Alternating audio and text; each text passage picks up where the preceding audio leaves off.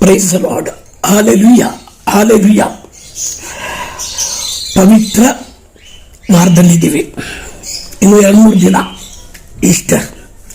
Good Friday ನೋಡ್ತಾ ಕೂತ್ಕೋಬೇಡಿ. Good Friday ಒಬ್ಬೊಬ್ಬರ ಜೀವನದಲ್ಲಿ ಬರುತ್ತೆ, ಆದರೆ 3ನೇ ದಿನ ಒಂದು ಈಸ್ಟರ್ ಇದೆ ಅನ್ನೋದನ್ನು ಮರಿಬೇಡಿ. ನನ್ನ ಜೀವನದಲ್ಲಿ ಎಷ್ಟು ಅವಮಾನಗಳು, ಅನುಮಾನಗಳು, ಚಿತ್ರ ಹಿಂಸೆಗಳು ನಾನು ಸಹಿಸಿಕೊಂಡೆ. ಯಾರನ್ನೂ ದೂಷಿಸಲಿಲ್ಲ. ಯೇಸುವಿನ ಶಿಲ್ಬೆ ನೋಡಿ ಒಂದು ಗುಡ್ ಫ್ರೈಡೆ ಅಂತ ತಗೊಂಡು 3ನೇ ದಿನ ಈಸ್ಟರ್ ಹಬ್ಬವದ ಆಚರಿಸಿದೆ. ಇವತ್ತಿನ ದೇವರ ವಾಕ್ಯ ಫಿಲಿಪಿಯರಿಗೆ ಬರೆದ ಪತ್ರಿಕೆ 3ನೇ ಅಧ್ಯಾಯ ವಾಕ್ಯ 8ರಿಂದ, ನಿಶ್ಚಯವಾಗಿಯೂ ನನ್ನ ಪ್ರಭು ಯೇಸು ಕ್ರಿಸ್ತರನ್ನು ಅರಿತುಕೊಳ್ಳುವುದೇ ಉತ್ಕೃಷ್ಟವೆಂದು ಮನದಟ್ಟಾಗಿರುವುದರಿಂದ ಸಮಸ್ತವನ್ನು ವ್ಯರ್ಥವೆಂದೆನಿಸುತ್ತೇನೆ. ಅವರನ್ನು ಯೇಸುವನ್ನು ಲಭ್ಯವಾಗಿಸುವ ಸಲುವಾಗಿ ಎಲ್ಲವನ್ನು ತೊರೆದು ಬಿಟ್ಟಿದ್ದೇನೆ. ಎಲ್ಲವೂ ನನಗೆ ಕಸವಾಗಿದೆ. 34 ವರ್ಷ ಆಯಿತು. 1990ರಲ್ಲಿ ಎಲ್ಲ ಕಸವಾಗೋಯ್ತು ನನಗೆ. ಯಾವ ಸಿನಿಮಾ ರಂಗ, ಯಾವ ನಾಟಕ ರಂಗ, ವಾದ್ಯಗೋಷ್ಠಿ, ಆರ್ಕೆಸ್ಟ್ರಾ ಎಲ್ಲದರಲ್ಲೂ ಕಿಂಗ್ ಆಗಿದ್ದೆ. ನಾನು ಲೌಕಿಕವಾಗಿ ಕಿಂಗ್ ಆಗಿದ್ದೆ. ಆದರೆ ಯೇಸುವಿನ ಅಪ್ರೀತಿ ಅರ್ಥಾಗ, ಯೇಸುವಿನ ಆ ಶಿಲ್ಬೆ ಯಾತನೆ ಅರ್ಥಾಗ, ನನಗಾಗಿ ಸಾಯಲು ಒಂದು ದೇವರಿದ್ದಾರೆ, ನನ್ನ ಜೊತೆಗಿರುವ ದೇವರು, ನಾನಿದ್ದೇನೆ ಭಯಪಡಬೇಡ ಅಂತ ಹೇಳುವ ದೇವರು, ಮೋಸ ಮಾಡದ ದೇವರು, ಅನುಮಾನ ಪಡದ ದೇವರು 34 ವರ್ಷದಿಂದ ನನ್ನ ಜೊತೆಯಲ್ಲಿರೋದ್ರಿಂದ ಈಗಲೂ ನಾನು ಬೈಬಲ್ ತಗೊಂಡು ಪ್ರಪಂಚದ ಉದ್ದಗಲಕ್ಕೂ ಹೋಗ್ತಾ ಇದ್ದೇನೆ. ಯೇಸುವೇ ನನಗೆ ಆದಾಯ. ನಾನು ಬಿಲ್ಡಿಂಗ್ ಕಟ್ಟಿಸ್ಲಿಲ್ಲ, ಯಾವುದೋ ಆಶ್ರಮಗಳನ್ನು ಮಾಡಕ್ಕೆ ಹೋಗಲಿಲ್ಲ. ನನ್ನ ಹತ್ರ ಈಗಲೂ ಇರೋದು 1 suitcase, 10 shirt, 4 pant ready. Yesu ಕ್ರಿಸ್ತನಿಗಾಗಿ ಮಾತ್ರ ಬದುಕಿದ್ದೇನೆ. ಹೆಮ್ಮೆಯಿಂದ ಹೇಳ್ತೀನಿ, ಅಹಂಕಾರದಿಂದ ಹೇಳ್ತಾ ಇಲ್ಲ. ಎಷ್ಟೊಂದು ಅವಮಾನಗಳು. ಒಬ್ರು ಯಾರ ಹತ್ರ ಆದ್ರೂ ಚೆನ್ನಾಗಿ ಮಾತಾಡಿದ್ರೆ ಅಲ್ಲಿ ಸಂಶಯ. ಯಾಕೆಂದ್ರೆ ಕೂಲಿಂಗ್ ಗ್ಲಾಸ್ ಹಾಕೊಂಡು ನೋಡೋವನಿಗೆ ಎಲ್ಲ ಕರ್ರಿಗೆ ಕಾಣೋದು. ನನಗೆ ತಾಯಿ ಇಲ್ಲ. ನನಗೊಂದು ಮಗಳಿದ್ದಾಳೆ, ಅವಳು ನನ್ನ ಹತ್ರ ಬರ್ತಿಲ್ಲ, ತಾಯಿ ಜೊತೆಗಿದ್ದಾಳೆ. ನನ್ನನ್ನು ಯಾರಾದರೂ ಜಿನ್ನಿ ಅಂದರೆ ನನಗೆ ತುಂಬ ಖುಷಿ ಆಗ್ಬಿಡುತ್ತೆ. ಯಾಕಂದ್ರೆ ನನ್ನ ಮಗಳ ಹೆಸರು ಜಿನ್ನಿ. ಅವರನ್ನು ಮಗಳ ಥರ ನೋಡ್ತೀನಿ ನಾನು. ಆದರೆ ಸಮಾಜ, ಕೆಲವು ದೇವಸೇವಕರು ನನ್ನನ್ನು ಕಾಮುಕನನ್ನಾಗಿ ನೋಡ್ತು. ಎಲ್ಲವನ್ನ ಸಹಿಸಿಕೊಂಡೆ. ಅವಮಾನ ಮಾಡಿದ್ರು, ಅನುಮಾನ ಮಾಡಿದ್ರು, ಹೊಡೆದ್ರು. ನನಗೆ ಮೊನ್ನೆ ಕೇರಳದಲ್ಲಿ ಒಂದು ಕಡೆ ರಿಟ್ರೀಟ್ಗೆ ಹೋದಾಗ ಜೇಮ್ಸ್ ಕುಟ್ಟಿ ಬ್ರದರ್ ಹೇಳಿದ್ರು, ನಾನು 35 ವರ್ಷದ ಹಿಂದೆ ಜಾರ್ಜ್ ತರಗನ್ ಬಂದಾಗ ಸ್ವಲ್ಪ ದಿನ ಇರ್ತಾನೆ, ಏನೋ ಒಂದು ವಾಕ್ಯ ಕೇಳಿ ಎಮೋಷನ್ಗಾಗಿದ್ದಾನೆ, ಎಲ್ಲ ಬಿಟ್ಟು ಬಂದಿದ್ದಾನೆ, ಮತ್ತೆ ಹೋಗ್ತಾನೆ ಅಂದ್ಕೊಂಡಿದ್ದೆ. ಅದ್ರ 34 ವರ್ಷ ಯೇಸುವಿಗಾಗಿ, ಯೇಸುವಿನೊಂದಿಗೆ ಜೀವಿಸ್ತಾ ಇರೋದು ನನಗೆ ಹೆಮ್ಮೆ ಅನ್ನಿಸ್ತಾ ಇದೆ. ಹೌದು, ಕಷ್ಟ, ಸಂಕಟಗಳು, ದುಃಖಗಳು. ಯೇಸು ಅಂದ್ರೆ ನಿಮ್ಮ ಶಿಲ್ಬೆಯನ್ನು ಹೊತ್ಕೊಂಡು ನನ್ನ ಬೆನ್ನ ಹಿಂದೆ ಬನ್ನಿ. ನಾನು ನನ್ನ ಶಿಲ್ಬೆ ಹೊತ್ಕೊಂಡು ಯೇಸುವಿನ ಹಿಂದೆ ಹೋಗ್ತಾ ಇದ್ದೀನಿ. ಎಲ್ಲ ಕಡೆ ಯೇಸುವಿನ ಮಹಿಮೆ ಪಡಿಸ್ತಾ ಇದ್ದೀನಿ. ಮಹೋನ್ನತದಲ್ಲಿ ದೇವರಿಗೆ ಮಹಿಮೆ, ಭೂಲೋಕದಲ್ಲಿ ಸುಮನಜುರಿಗೆ ಶಾಂತಿ. ಇತ್ತೀಚಿನ ದಿನಗಳಲ್ಲಿ ಸುವಾರ್ತೆಗೆ ತುಂಬ ಸೈತಾನನ ಕುತಂತ್ರಗಳು ನಡೀತಾ ಇದೆ. ಸುವಾರ್ತೆ ಅಡ್ಡಿಪಡಿಸೋದು, ಒಡೆಯೋದು, ಬಡಿಯೋದು ಎಲ್ಲ ನಡೀತಾ ಇದೆ. ಆದರೆ ಜೀವ ಇದ್ದರೆ ಯೇಸುವಿಗಾಗಿ ಸುವಾರ್ತೆ ನಾವು ನಿಲ್ಲಿಸೋದೇ ಇಲ್ಲ. ಲಕ್ಷಾಂತರ ಜನ ಕೇಳಕ್ಕಾಗ್ದಿದ್ರು, 1000 ಜನ ಕೇಳಕ್ಕಾಗ್ದಿದ್ರು, ಒಬ್ಬರು ಇಬ್ಬರಿಗಾದರೂ ಡೈಲಿ ಸುವಾರ್ತೆಯನ್ನು ಸಾರ್ತಿದ್ದೀನಿ. ನೀವು ಸಾರಬೇಕು. ಹಿಂದೂ, ಮುಸಲ್ಮಾನ್, ಕ್ರಿಶ್ಚಿಯನ್ ಭೇದ ಬೇಡ ನಮಗೆ. ಅವರು ರಕ್ಷಿಸಲ್ಪಡಬೇಕು. ಅಜ್ಞಾನದಲ್ಲಿ ಇದ್ದಾರೆ ಕೆಲವರು, ಅವರನ್ನು ರಕ್ಷಿಸಬೇಕು. ಯೇಸು ಕ್ರಿಸ್ತನ ಮೂಲಕ ರಕ್ಷಣೆ ಕೊಡಬೇಕು ಅವರಿಗೆ. ನಾನು ಇನ್ನೊಂದು ವಾಕ್ಯ ಹೇಳ್ತೀನಿ. ರೋಮನ್ನರಿಗೆ ಬರೆದ ಪತ್ರಿಕೆ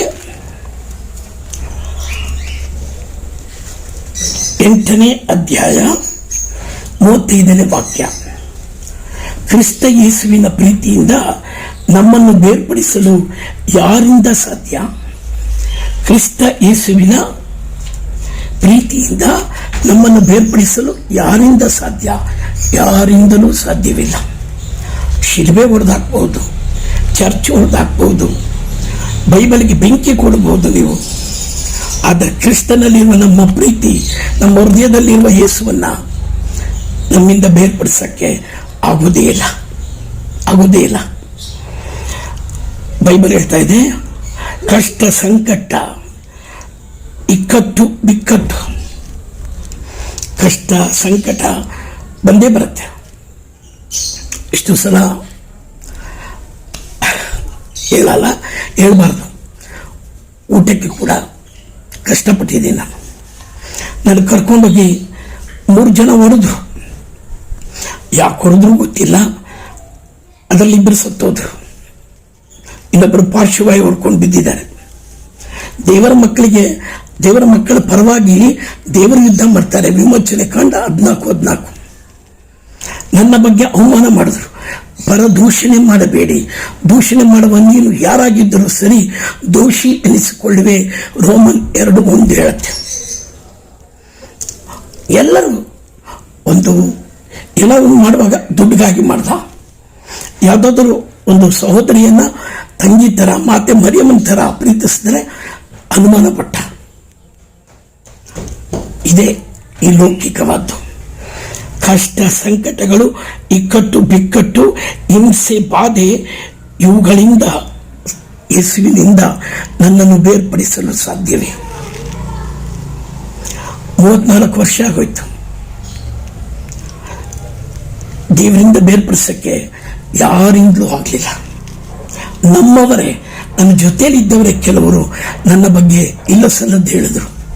ನನ್ನ ಜೊತೆಯಲ್ಲಿದ್ದ ಡ್ರೈವರ್ಗಳಿಗೆ ಕೇಳಿ ನೋಡಿ, ವಾಟ್ ಈಸ್ ಚಾರ್ಜ್? ಸದಾ ನನ್ನ ಜೊತೆ ಇದ್ರು ಅವರು. ಸತ್ಯ, ಅರುಣ, ಬೆನ್ನ, ಹನುಮಂತ್, ಮಹಾಂತೇಶ ಅವರೆಲ್ಲ ನನ್ನ ಜೊತೆಯಲ್ಲಿದ್ದರು. ಪ್ರತಿ ಕ್ಷಣ ಜೊತೆಯಲ್ಲಿದ್ದರು. ಅವ್ರಿಗೆ ಕೇಳಿ ನೋಡಿದ್ರೆ ಗೊತ್ತಾಗತ್ತೆ, ಅವ್ರು ನನ್ನ ಅಷ್ಟು ಪ್ರೀತಿಸ್ತಾರೆ. ಆದರೆ ನನ್ನ ಜೊತೆಯಲ್ಲೇ ಇದ್ದವರು ಬೆನ್ನಲ್ಲಿ ಚಾಕು ಹಾಕಿದ್ರು, ನನ್ನ ಬಗ್ಗೆ ಇಲ್ಲ ಸಲ್ಲದನ್ನ ಹೇಳಿದ್ರು. ಅದರ ಪ್ರತಿಫಲ ಅವರೇ ಅನುಭವಿಸ್ತಾರೆ. ಆಗಬಾರ್ದು. ಕಷ್ಟ ಸಂಕಟ, ಇಕ್ಕಟ್ಟು ಬಿಕ್ಕಟ್ಟು, ಹಿಂಸೆ ಬಾಧೆ, ಇವುಗಳಿಂದ ನನ್ನ ಯೇಸುವಿನಿಂದ ಬೇರ್ಪಡಿಸಲು ಯಾರಿಗೂ ಸಾಧ್ಯವಿಲ್ಲ. ಹಸಿವು, ನೀರಡಿಕೆ, ನಗ್ನ ಸ್ಥಿತಿ, ಆಪತ್ತು, ವಿಪತ್ತು, ಖಡ್ಗ ಕಠಾರಿಗಳಿಂದಲೂ ಯೇಸುವಿನ ಪ್ರೀತಿಯಿಂದ ಬೇರ್ಪಡಿಸಲು ಸಾಧ್ಯವಿಲ್ಲ. ನೀವು ಓದಿ ರೋಮನ್ 8ನೇ ಅಧ್ಯಾಯ 35ನೇ ವಾಕ್ಯ ಎಲ್ಲ ಬರುತ್ತೆ. ಮತ್ತಾಯ 5ರಲ್ಲಿ ಕೂಡ ಯೇಸು ಹೇಳಿದ್ರು, ನನ್ನ ನಿಮಿತ್ತ ನಿಮಗೆ ಹಿಂಸೆ ಪಡಿಸುವರು, ಹೆದರಬೇಡಿ, ಸ್ವರ್ಗರಾಜ್ಯ ನಿಮ್ಮದು. ಶಿಲ್ಬೆ ಹೊತ್ಕೊಂಡು ನಡೀರಿ. ನನ್ನನ್ನು ಪ್ರೀತಿಸುವವನು ತನ್ನ ಶಿಲ್ಬೆಯನ್ನು ಹೊತ್ಕೊಂಡು ನನ್ನ ಬೆನ್ನಿಂದೆ ಬರಲಿ. ನನ್ನ ಮುಗ ಹಗುರ. ಯೇಸು ನಮಗಿದ್ದಾರೆ. ಅವಮಾನ, ಅನುಮಾನ, ಹಿಂಸೆ ಎಲ್ಲ ಬರುತ್ತೆ, ಹೆದರಬೇಡಿ. ಕೆಲವು ವರ್ಷ ನಾವು ಬದುಕಿರ್ತೀವಿ. ಸ್ವರ್ಗದಲ್ಲಿ ಹೋದ ಮೇಲೆ ಯೋಹಾನ 14:2 ನಾ ಸ್ವರ್ಗಕ್ಕೆ ಹೋಗ್ತೀನಿ, ಅಲ್ಲಿಂದ ಬಂದು ನಿಮಗೊಂದು ಮನೆ ಕಟ್ಟಿ ಬರ್ತೀನಿ, ನಿಮ್ಮನ್ನು ಕರ್ಕೊಂಡು ಹೋಗ್ತೀನಿ ಯೇಸು ಹೇಳಿದ್ದಾರೆ. ಧೈರ್ಯವಾಗಿರಿ. ಅವಮಾನಗಳು, ಸಂಕಟಗಳು, ಹಸಿವು, ನೀರಡಿಕೆ ಬಂದಾಗ ಗಾಬರಿ ಆಗಬೇಡಿ. ಏನಾದರೂ ಮಾರ್ಗ ಮಾಡ್ತಾರೆ. ಇಸ್ರೇಲ್ ಜನಾಂಗಕ್ಕೆ ಮನ್ನಾ ಕೊಟ್ಟ ದೇವರು ತನ್ನ ದೇಹವನ್ನೇ ಪೀಸ್ ಮಾಡಿ ಇದನ್ನು ಭುಜಿಸಿರಿ ಎಂದು ಹೇಳಿದ್ದ ದೇವರು ನಮ್ಮ ಜೊತೆಗಿದ್ದಾರೆ. ಭಯಪಡಬೇಡಿ, ಹೆದರಬೇಡಿ. ಅವಮಾನಗಳು, ಅನುಮಾನಗಳು ಜನ ಪಟ್ಟರು, ಹೆದರಬೇಡಿ. ಸಿನಿಮಾ ಮಾಡಕ್ಕೆ, ತುಂಡುಗಾರ ಮಗ ಸಿನಿಮಾ ಮಾಡಕ್ಕೆ ನಾನು ನಿಂತಾಗ ಎಷ್ಟೊಂದು ಅಡ್ಡಿ ಬಂತು ಗೊತ್ತಾ? ಯಾಕೆ? ಇದು ದೇವರ ಮಹಿಮೆಗಾಗಿ ಮಾಡೋದು. ನಾನು ಇದನ್ನು ಪ್ರಾರ್ಥಿಸಿ ಶೂಟಿಂಗ್ ತೀರ್ಮಾನ ಮಾಡ್ತೀನಿ ಅಂತ ಅನೌನ್ಸ್ ಮಾಡಿದ ತಕ್ಷಣ ನಮ್ಮವರೇ ಕೆಲವರು ಹಾಸ್ಯ ಮಾಡಿದ್ರು, ಅವನಿಗೆ ಮಾಡ್ತಾನೆ, ಪ್ರೈಸರ್ ಅವನಿಗೆ ಮಾಡ್ತಾನೆ, ಅವನ ಕೈಲಿ ಮಾಡೋಕ್ಕಾಗತ್ತಾ, 25-35 ಲಕ್ಷ ಬೇಕು, ಎಲ್ಲಿಂದ ತರ್ತಾನೆ? ಯೇಸುವಿನಿಂದ ತರ್ತೀನಿ ನಾನು, ಯೇಸುವಿನ ಮಹಿಮೆ ಪಡಿಸುವ ಮಕ್ಕಳಿಂದ ತಗೊಳ್ತೀನಿ ನಾನು. ಶೇಮ್ ಮಾಡಿದ್ರು. ಅದೇ ದಿನಗಳಲ್ಲಿ ಶೂಟಿಂಗ್ ಹೆಂಗೆಂಗೋ ಸ್ಟಾರ್ಟ್ ಮಾಡಿಬಿಟ್ವಿ ನಾವು. ಅರ್ಧ ಶೂಟಿಂಗ್ ಆಯಿತು. ಅದರಲ್ಲಿ ನಮ್ಮ ಮಂಜುಳಾ ಅವರ ಮಗಳು ಯುಕ್ರೈನ್ ಯುದ್ಧದಲ್ಲಿ ಸಿಕ್ಕಾಕೊಂಡ್ಬಿಟ್ರು. ಶೂಟಿಂಗ್ ನಡೀತಾ ಇದೆ, ಅಲ್ಲಿ ಅವರು ಯುದ್ಧ ರಂಗದಲ್ಲಿದ್ದಾಳೆ. ಎಲ್ಲರೂ ಶೂಟಿಂಗ್ನಲ್ಲೇ ಪ್ರೇಯರ್ ಮಾಡಿದ್ವಿ. ಮಂಜುಳಾ ಅಳ್ತಾ ಅಳ್ತಾ ಪ್ರಾರ್ಥನೆ ಮಾಡ್ತಾನೆ ಆ್ಯಕ್ಟ್ ಮಾಡಿದ್ವಿ. ನಮ್ಮ ತಂಡದಲ್ಲಿ ಪೇತ್ರನ ಪಾತ್ರ ಮಾಡ್ತಿದ್ದ ಪ್ರಸನ್ನ ಕುಮಾರ್ ಅವ್ರ ತಂದೆ ಸತ್ತೋಗ್ಬಿಟ್ರು. ನನ್ನ ಕಂಡ್ರೆ ತುಂಬ ಪ್ರೀತಿ ಅವರಿಗೆ. ಅಲ್ಲಿಗೆ ಹೋದ್ವಿ ನಾವು. ನನಗೆ ಹಲ್ಲು ಬಂದ್ಬಿಡ್ತು. ಒಂದು ದಿನ ಶೂಟಿಂಗ್ 6 ದಿನ ಶೂಟ್ ಮಾಡಿದ್ವಿ. ಒಂದು ದಿನ ಶೂಟಿಂಗ್ ಇದೇ ಇಲ್ಲ, ಶೂಟೆಡ್ ಇಲ್ಲ. ಒಂದಲ್ಲ ಒಂದು ನಮ್ಮ ಕ್ಯಾಮ್ರಾಮನ್ ಶಿವಪುತ್ರ ಬ್ರೈನ್ ಸ್ಟ್ರೋಕ್ ಆಗಿ ಈಗ ಚೆನ್ನಾಗಿದ್ದಾರೆ. ಬ್ರೈನ್ ಸ್ಟ್ರೋಕ್ ಆಯಿತು. ತುಂಬ ಒಂದಲ್ಲ ಒಂದು ಕಷ್ಟಗಳು ಬಂತು ನನಗೆ ಪ್ರೊಡ್ಯೂಸ್ ಮಾಡೋದಕ್ಕೆ ಮ್ಯಾಥ್ಯೂಸ್ ಫಾದರ್ ಭರವಸೆ ಕೊಟ್ಟಿದ್ದರು. ನಾನು ನನ್ನ ಸ್ನೇಹಿತರಿಗೆಲ್ಲ ಕಾಂಟ್ಯಾಕ್ಟ್ ಮಾಡ್ತೀನಿ, 20-25 ಲಕ್ಷ ಜೊತೆ ಮಾಡಿಕೊಡ್ತೀನಿ ಅಂತ ಹೇಳಿದರು.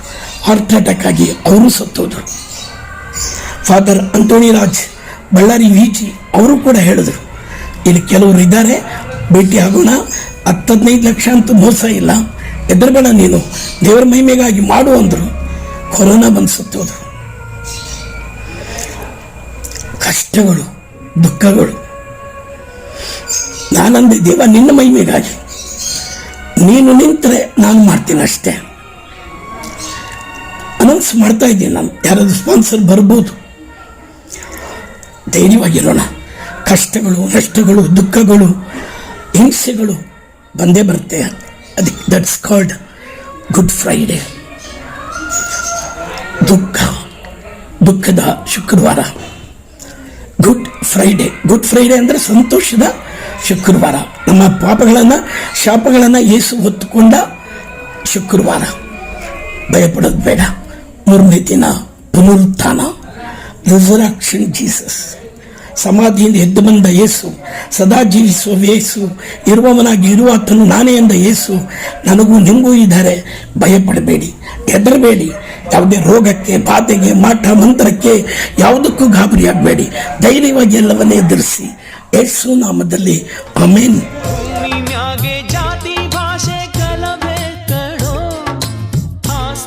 ಅಧಿಕಾರಕ್ಕಾಗಿ ಜಗಳ ಕಣೋ, ಭೂಮಿ ಮ್ಯಾಗೆ ಜಾತಿ ಭಾಷೆಗಳ ಬೇಕಣೋ, ಆಸ್ತಿ ಅಧಿಕಾರಕ್ಕಾಗಿ ಜಗಳ ಕಣೋ, ಹೆಣ್ಣು ಹೊಣ್ಣು ಮಣ್ಣಿಗಾಗಿ ದಾಹ ಕಣೋ, ಪರದಲ್ಲಿ ನಿತ್ಯ ಶಾಂತಿ ನಮಗೆ ಕಣೋ, ಹೆಣ್ಣು ಹೊಣ್ಣು ಮಣ್ಣಿಗಾಗಿ ದಾಹ ಕಣೋ, ಪರದಲ್ಲಿ ನಿತ್ಯ ಶಾಂತಿ ನಮಗೆ ಕಣೋ, ಮೇಲು ಕೀಳು ಭಿನ್ನ ಮತದ ಲೋಕ ಕಣೋ, ಭಯ ಭೀತಿಯಲ್ಲಿ ಬಾಳು ಗೋಳು ಕಣೋ, ಮೇಲು ಕೀಳು ಭಿನ್ನ ಮತದ ಲೋಕ ಕಣೋ, ಭಯ ಭೀತಿಯಲ್ಲಿ ಬಾಳು ಗೋಳು ಕಣೋ, ಪ್ರೀತಿ ಪ್ರೇಮ ಎಲ್ಲ ಇಲ್ಲಿ ನಾಟಕ ಕಣೋ, ಸತ್ಯ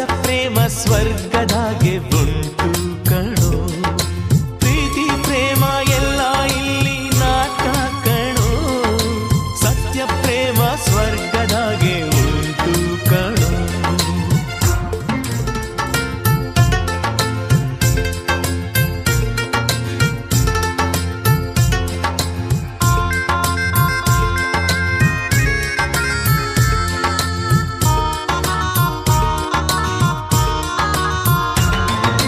ಪರಸ್ಪರ ಪ್ರೇಮದಿಂದ ಸ್ವರ್ಗ ಕಣೋ, ದ್ವೇಷ ವೈರಾಗ್ಯದಿಂದ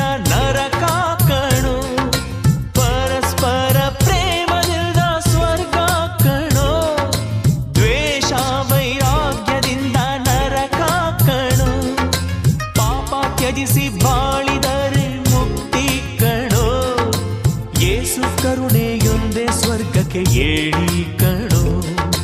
ಪಾಪ ತ್ಯಜಿಸಿ ಬಾಳಿದರೆ ಮುಕ್ತಿ ಕಣೋ. ಯೇಸು ಕರುಣೆಯೋದೆ ಸ್ವರ್ಗಕ್ಕೆ ಏಳಿ